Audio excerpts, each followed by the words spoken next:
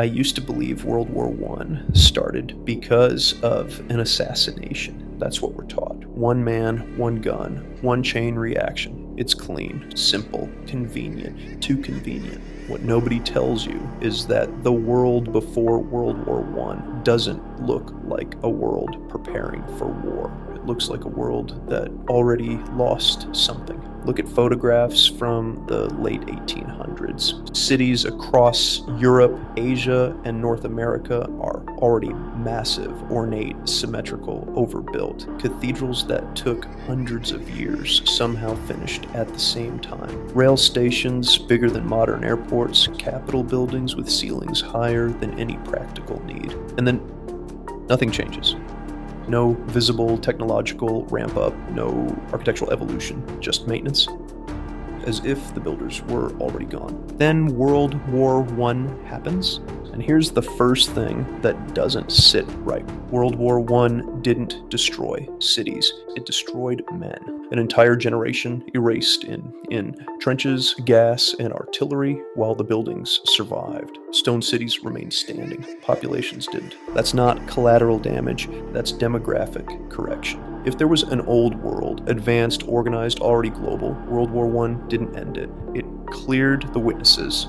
Look at the timing. Just decades before the war, the world held massive World's Fairs, temporary cities filled with impossible architecture, electrical systems nobody could explain, buildings that looked permanent, then vanished. They tell us they were dismantled, recycled, lost to time. But that explanation only works if you don't ask why we stopped building like that afterward. World War I ends, borders are redrawn, empires collapse, and suddenly history gets quieter. No more global architecture, no more shared aesthetic.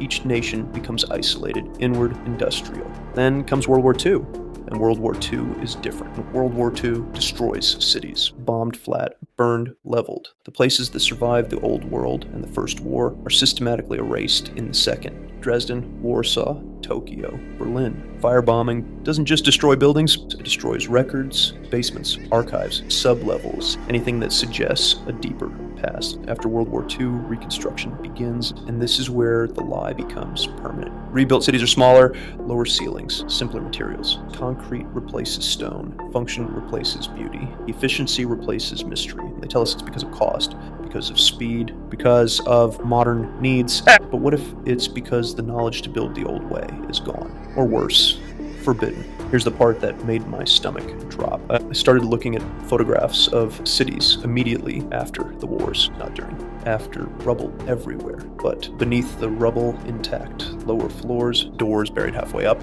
windows at street level that clearly weren't designed to be there. They call it urban fill. They say cities rise over time, but the fill is uniform across continents, same depth, same era. Like the world was lowered.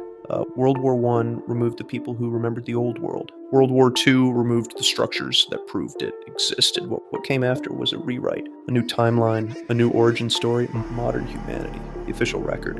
And here's the scariest part. The wars don't just explain destruction. They explain silence. Why nobody questions. Why cities feel older than their recorded dates. Why basements go down farther than blueprints show.